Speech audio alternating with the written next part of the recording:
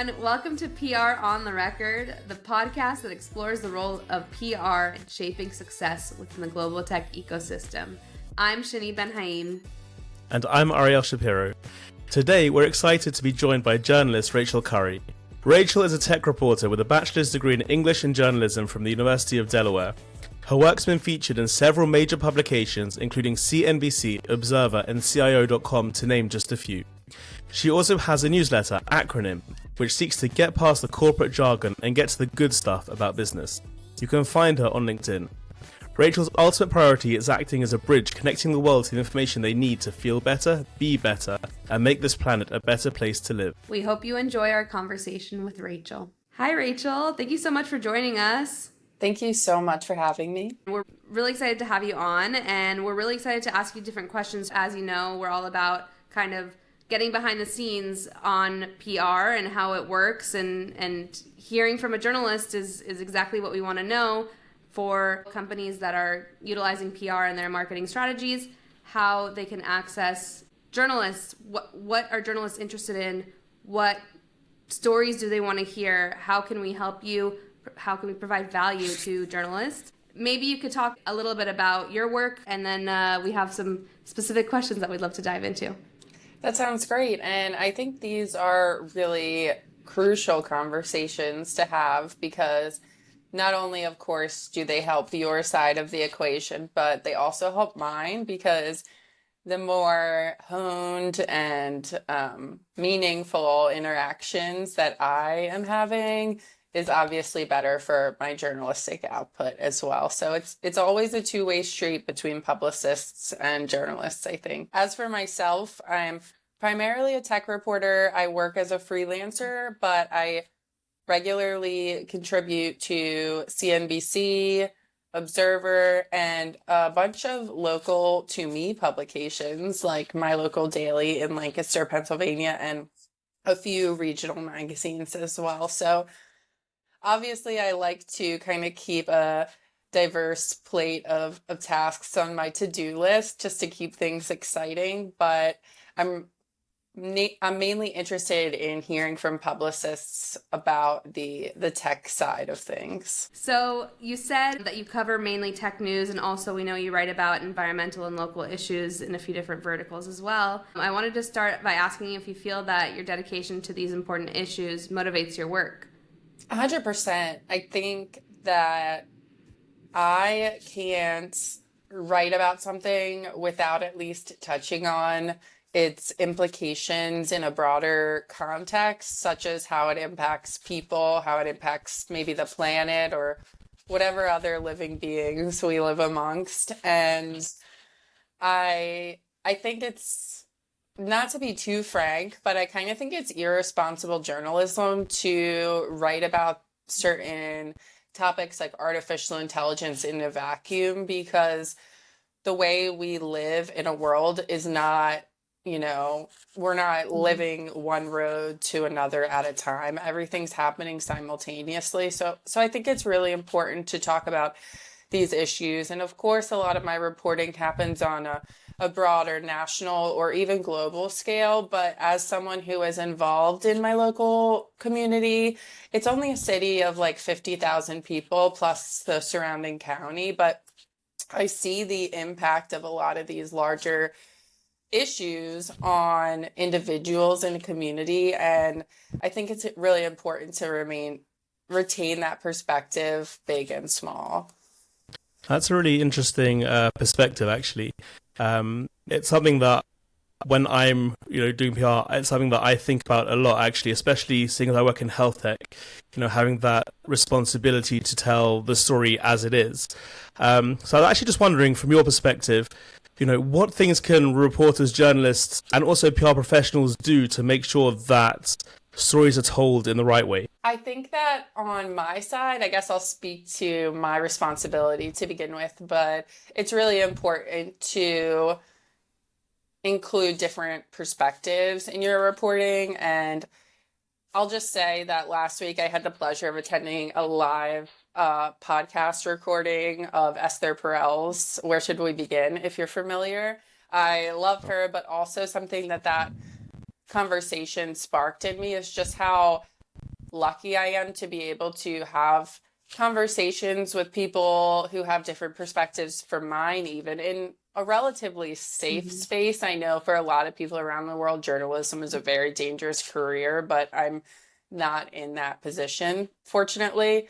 So I think it's definitely an important responsibility to include different perspectives, make sure that your own biases aren't infiltrating a story too much. However, also, you know, digging a little bit deeper into these source perspectives that you have, because there is more than one side to a story. And I guess just to give you a concrete example of what I mean by that is, I recently wrote about some issues relating to the education system in the United States, given the ongoing issues with the Department of Education at the federal level. And I did include a quote from a source, and the following paragraph actually corrected her quote. And the reason why I included the quote and the subsequent correction was because I thought that a lot of people have that perspective and it's not 100% accurate.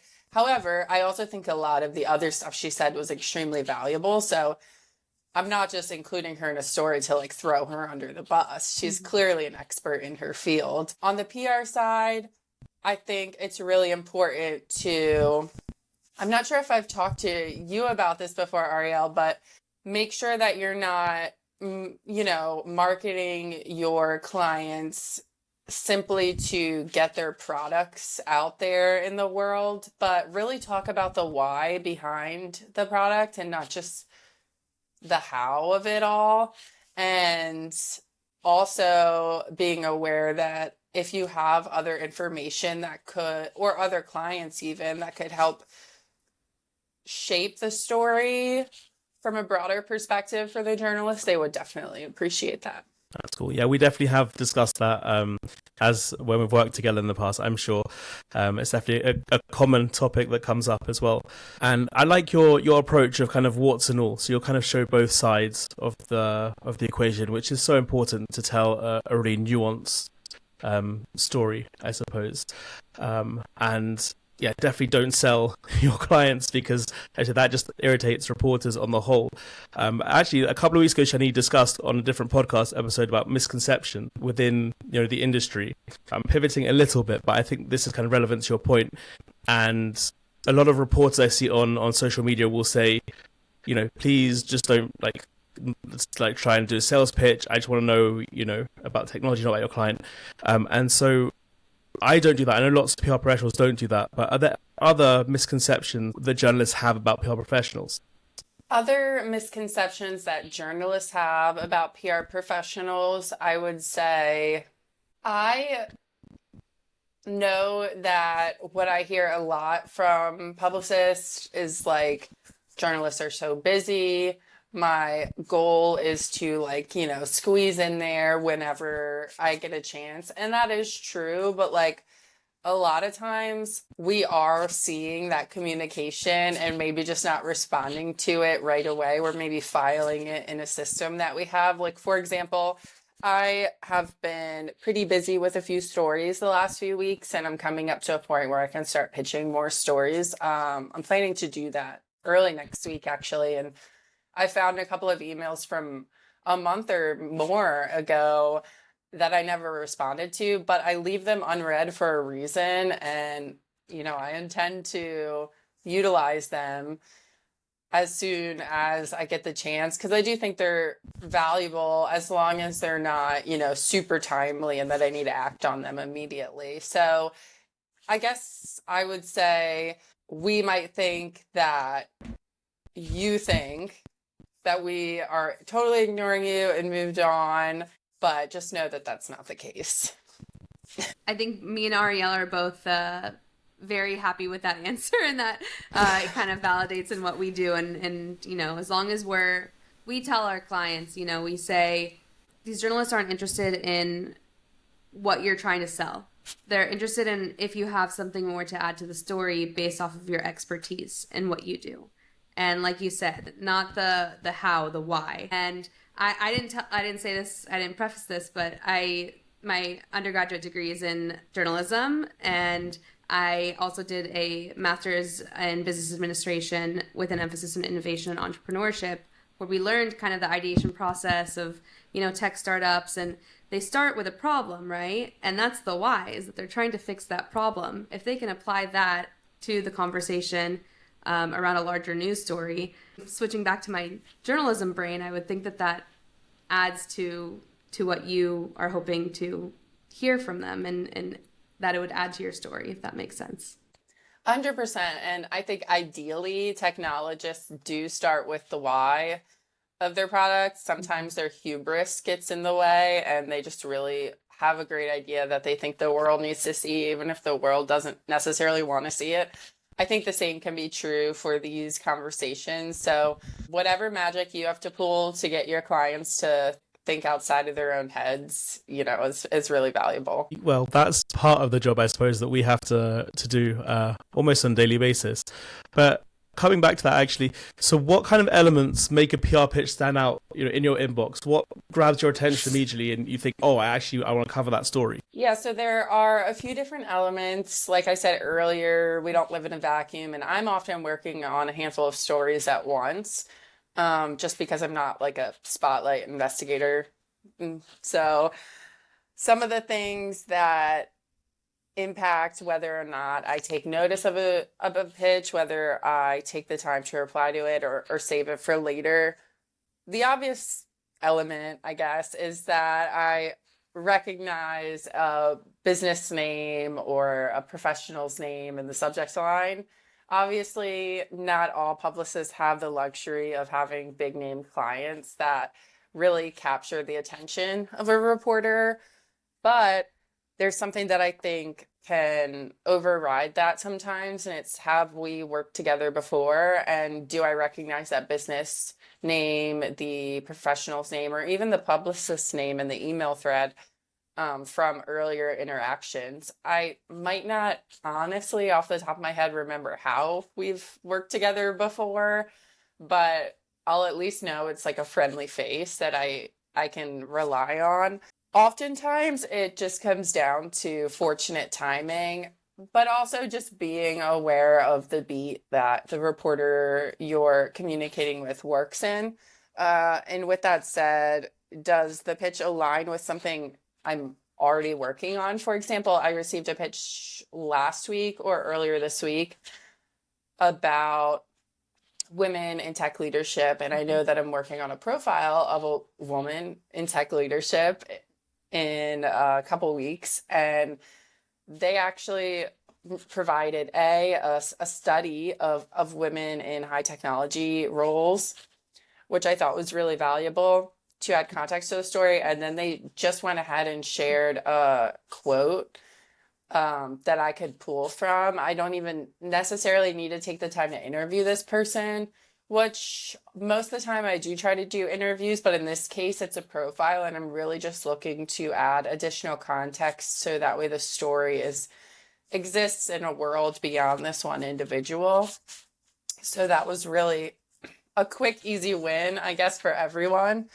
As far as other green flags, I mean, I always appreciate data-backed insights, genuinely interesting products, stuff that isn't too in the weeds with technology jargon. And that being said, I'm very familiar with so-called technology jargon, but also if you could do some of the work for me and help relate it to the audience beyond the technologist itself, that's always helpful. And you spoke about green flags, so I guess this is a good segue to ask about if there's any immediate red flags that you will make you dismiss a pitch completely, and what should anyone who's pitching a journalist for story coverage, what should they absolutely avoid? If you could maybe give us some insights on that. Yeah, let me sit in my chair and tell you my gripes. I would say, first and foremost, I have a work email. I would really appreciate if people stopped emailing my personal email address. I am so easy to find online. My work email is everywhere that I write. It's on my website, my LinkedIn. I'm I think Muckrack like used to have my old email. I let them know that that's not accurate, so it no longer is the case. But just like a journalist, you have to maybe take one or two extra steps to find out accurate information. So I would really appreciate if people showed that they put that work in.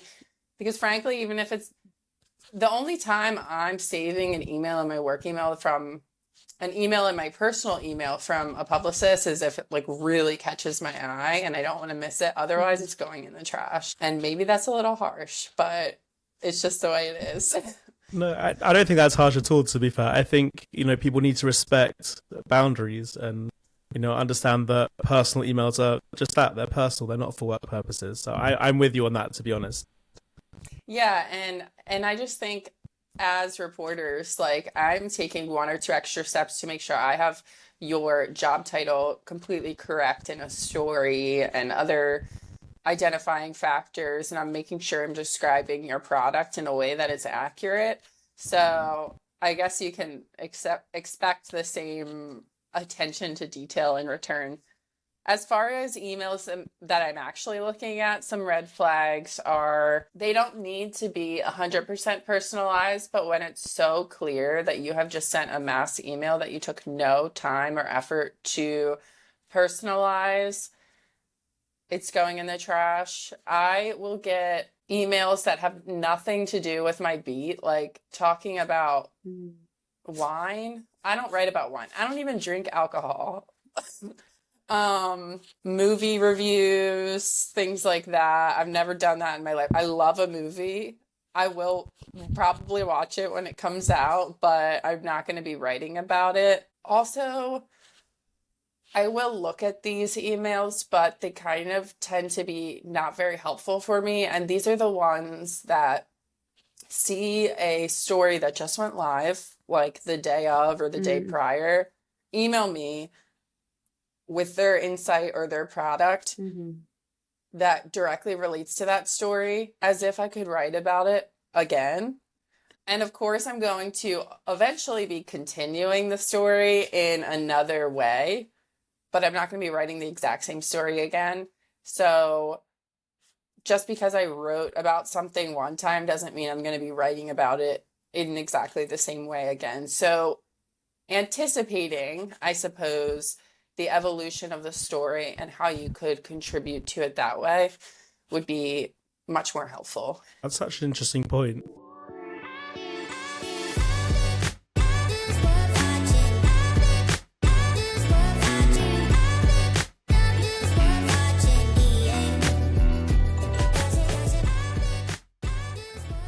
Another question that we want to ask regarding pitching is how you feel about follow-ups.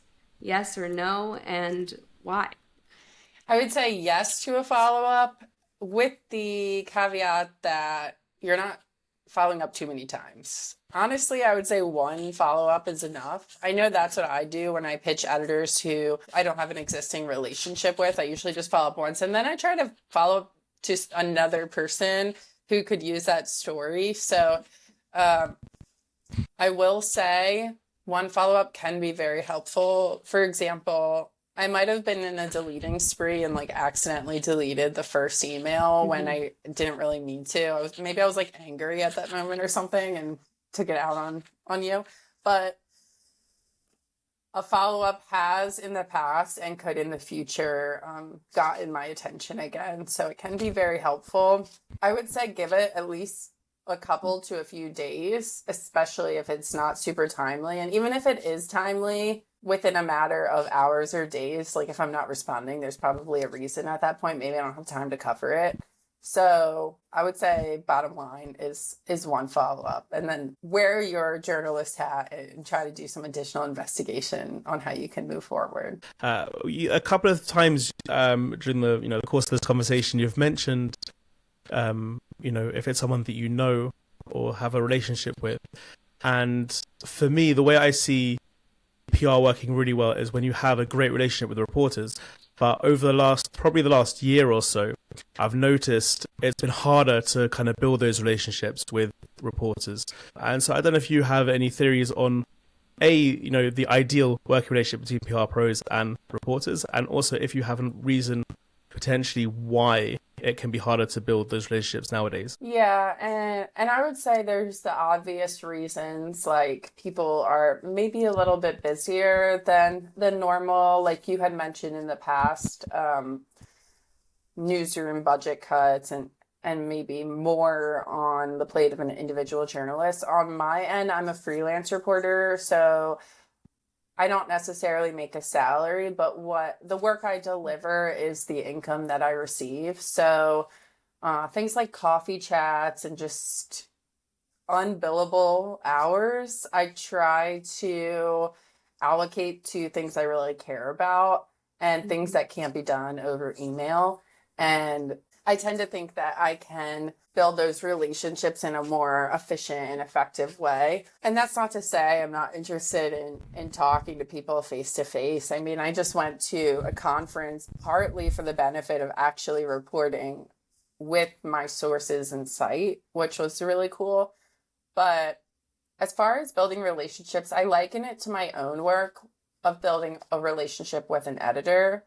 Since I am freelance, that can be really difficult, just getting in the door. But the thing that genuinely does the trick is just consistently delivering good work on time, providing the revisions as needed, getting the fact checking resolved, all of the steps that make a story go over the finish line, genuinely being reliable. And while you may be emailing a reporter some different stories, maybe you've landed one with them, but haven't necessarily landed your second one with them, that doesn't mean they're not seeing you.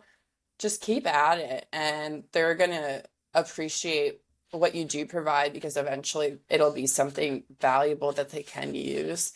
Delivering good work, being reliable. And I guess that's easier said than done.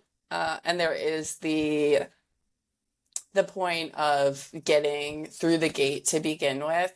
I really like using a platform called Quoted. I'm not sure if you're familiar with it. Maybe some of your listeners use it. I think it's useful for a couple of reasons for reporters. One is when I'm having difficulty finding a source for a story, or I just don't know where to turn. Another is if I'm just honestly being lazy and don't want to sift through my email to find the sources that would be valuable for this story. And I'm not sorry to say that. Sometimes that's the case. Another times if I have a fast turnaround news story and I need commentary or a phone interview really quickly, that can be very helpful, because Quoted has a feature where you can like get it live ASAP and they'll respond within minutes or hours. And I have met people through that platform who I've then continued to work with over email. I've gotten requests on Quoted or pitches on Quoted from people I've already worked with over email. So then when I see their name, I'm like, oh, I'll go straight to this answer. And I think that can be a very helpful mechanism as well. And just speaking of different platforms that, you're connecting to potential sources with, whether you're being pitched to through those Quoted, posts, how do you feel about, aside from email as well, which is somewhat traditional, how do you feel about being pitched through social media? How should PR teams decide which is the best channel to reach out to if it's not, the default? It's pretty straightforward, I would say. Go to their accounts, see where they live, where they are active, whether, if you go to a reporter's LinkedIn and they haven't posted in 5 months, that's probably not the best way to contact them, because they're most likely not going to see it for a very long time. I live on LinkedIn. I check it every day. So I think that is a fair way to contact me, and it is delineated by the boundaries of some sort of professionalism most of the time. So I think that is a respectable avenue. There are people who might want to be reached out to on Twitter or Blue Sky or what have you. I would say that's not the best way for me. I do have a Blue Sky, but it's so new that I forget to check it. So only when I remember to look at it every few weeks, that's when I'm on it. But it's a very personal. It's Just like if I'm trying to reach out to a particular source and I maybe don't have a specific email address or they're not answering their email and I'm trying to find another way to reach out to them, I just see like where are they active? Where can I get them to see me? Do you have a favorite of where people should reach out to you? Yeah, email address, 100%. So I would say start with that. LinkedIn, you can send like a quick note that I don't necessarily need to consider, or if you want to ask it, my perspective on a particular pitch that you want to send, that's fine too. Something that I can answer on the fly. We'll definitely keep that in mind, and it's good advice, I think, in general. But let's fast forward to you've been successfully pitched, I guess. You've agreed an interview with the potential source. How do you feel? I mean, this is PR on the record, obviously, but how do you feel about, on the record and off the record? Do you think there's such things off the record, or if someone said something to you in an interview, that's fair game to report? I mean, off the record is definitely legitimate. The ideal scenario is they say off the record before they say something. Of course, you're not usually speaking to trained journalists, so they might not remember to do so. Sometimes you have to balance, if they say they really don't want something to be written about after, you have to balance the notion of how valuable is this source to me? Do I want to retain their trust over the long term? How will this story function without this information? So it's a balancing act for sure. I like to think I write about important subjects, but I'm also not a breaking news reporter. I'm not sharing never before heard insights on crimes and criminals and things like that. So I think that I have the flexibility and the advantage to balance those decisions, which is nice. So yeah, I would say if you're talking to your clients and they want to talk about something off the record, they could either think about their words ahead of time and not just say anything. They could bring it up a little bit to add some context for the reporter to, research on their own without that on the record information that they provided. Or, yeah, I would say that's it. Okay. And so once the article is, say, published, and you might get a correction request, obviously, if it's factual, I assume, will, do your best to edit that. But aside from that, how much say and control do you have over that final story once it's out there? Are you able to make changes to it or not so much? Well, I'm not able to directly make changes to it, but I can 100% contact my editor to make changes. And that happens sometimes. I try to make it not happen too often in the form of, making sure it's more solid beforehand. My biggest issue, I hate to say this, is editors making changes that they do not pass by me before it goes live, and then it ends up somehow being not exactly 100% accurate to the story. And yeah, that's something I unfortunately have to deal with, and I'm sure other writers have to deal with, but it happens. I did last week receive a message from somebody who, it was a Q&A interview. So what they said was quoted as it was said. And of course, I make changes for conciseness, like take out the filler words and whatnot. But they sent me a rewrite of one paragraph to make it what they would think was better sounding for the source, which I think is, you can probably imagine that's pretty rude to do. To a writer is rewrite their work for them without them asking for it. That same person also rewrote one of my questions that I had sent before the interview, which I do as a courtesy, by the way. So that way you have time to think about some of the more complex topics that I might bring up. Now, this was a pretty large company, so I'm sure it was just their way of dealing with the media, and it is what it is. But if it's a stylistic thing, you're just going to have to deal with it. I would also say my job is generally not to make your source look good. So that's something that you might want to work out beforehand. Yeah, that's our job, to make sure they look good. Exactly what I was about to say. So that's just one instance where that happened. For you, like, how does it affect the dynamic too? Because you're a freelance journalist, so then you have to take that back to the editor, and then the editor has to then go through another approval process with that, or like, because that's a delicate balance.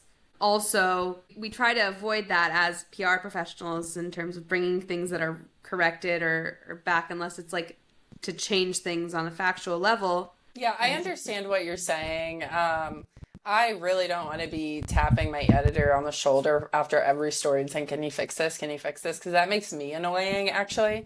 And I will tell people, like, sometimes I let my editor know things if they don't want to change it because there's no reason to, they're not going to. Sometimes I choose not to inform my editor about it because I really don't think it's a valuable use of any of our time or energy or spirit. And sometimes I'll tell them, look, like, I understand myself and my editor wrote it like this for a reason. So that might be the case. In regards to someone like who I mentioned really overstuffing the lines, like, yeah, that's a big company, but for the most part, I could probably, there's a lot of big companies in the world. I could probably live without that particular source. So if you like step on toes a little bit too much, it can be a form of like quiet quitting, like burning bridges. So yeah, you do have to be careful with that. And maybe that's just a conversation that you have to have with your source. Like if they say, can this be fixed? Maybe just dig into the why a little bit and help them see the other side. If it's a media reason, then I would offer people to look into the benefits of candid conversation from, important people in the world that others really like to see. You don't need to be perfect. 100%. And I think that that's an important point. You talked about that your job isn't to make the sources look good nor bad, but to bring color to kind of the story that you're trying to share with their quotes.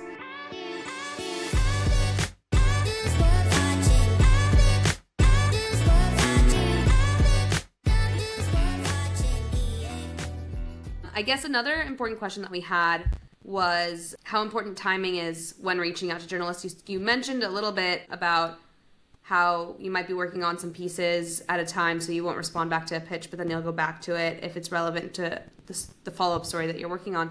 But what advice would you give on aligning pitches with the news cycles as they move so quickly these days? Yeah, well, I guess one piece of advice I could give is that I really like when publicists send emails that have a few different perspectives you could choose from. Like, it's not just the one story. For example, it might lead with one key pitch, but then have like a couple, 2 to 3 bullet points at the end. This expert could also talk on these relevant, timely discussions that will remain relevant for the next couple of news cycles. And oftentimes I will pull those. I'll be like, I'd actually be interested in hearing them talk about this, because maybe the first part of the email isn't relevant to me, but that one little line of like 8 words at the end is. So I think that's one option, to just give the reporter some options to pick from. Part of me feels like it's kismet sometimes, like it just works out, and I guess that feels good for everyone. But to give a little concreteness to it, like I said earlier, just trying to get in the mind of the reporter, but also the reader too, because we're trying to get into the mind of the reader. That's the whole point of what we write. And anticipating, what do you want to know next? Like, for example, you just wrote about something related to the state of infrastructure in the United States and how technology is seeking to rectify all of the crappy bridges around the country. And maybe there is a follow-up story to that wasn't was maybe hinted on in the original story, but could be expanded on in a slightly different direction moving forward. That's great. Like, it's all of this, I'm just soaking it up because I feel like it's so useful, and we really appreciate you sharing your insights with us. If you could just give one piece of advice, aside from everything else you just said previously, one piece of advice that you wish everyone knew, not just PR professionals. At the core, we're literally just people. I'm not scary. And sometimes finding a way to connect with me in a way that isn't forced can be helpful. Like I said, I come from a relatively small city. If someone is like, hey, I grew up in Lancaster, I'm like, ooh, that sounds fun. Like, I love to talk about Lancaster. And if someone has something else to say, like they're an alum of my university that I went to, that might be something that pulls me in, just like literally anything. If there's something that sparks my interest beyond the story, make use of it. Don't overdo it, because like it is work. I do have to get to the point. But if it's just like a few words in the beginning, that might spark another discussion, and I might be inclined to respond, to ask a follow-up question for you to see if there's any way we can adjust the pitch to our needs. And I guess with that said, adjusting the pitch, sometimes I receive a pitch and it's not exactly right for me, but I will follow up with the publicist and I'll say, is there any way that expert could actually talk about this instead? Or is there any way like the story could be applicable to this subject instead? So don't be afraid to pull the strings a little bit. And also maybe if there's a way to include that in your initial contact, if you're having trouble landing the story, then maybe that would be helpful as well. Thank you so much, Rachel. That's super valuable advice. And I'm sure that me and Ariel will take that and run with it and continue forward. So again, thank you so much. I've really enjoyed this. I could do this all day. So thank you so much, Rachel. I really, really appreciate it. Of course. And I will just say that I don't envy what you guys do. It sounds like really hard work. And whenever I talk to people on your side, I feel like I have it easy because I'm pulling from you, and maybe you feel like it's the other way around. So I guess that's a pretty funny dynamic. It is. And I will say, like, having previously been in, I wasn't like a hard news reporter. I worked for Time Out magazine, so kind of more in the tourism, art, life and culture kind of realm. But I wasn't cut out for that. So I respect what you do, and it's nice to hear that also from the other side. And like Ariel has said, it's really like a collaborative experience to work with journalists. And so hearing that, and going back also to your point, is that at the end we're all human, and once we have that human element in front of us, if we know how to connect, that's the most important part of it all. And that goes back to kind of what your core mission is. Wonderful. Well, thank you so much. So that was our conversation with Rachel Curry, freelance tech reporter.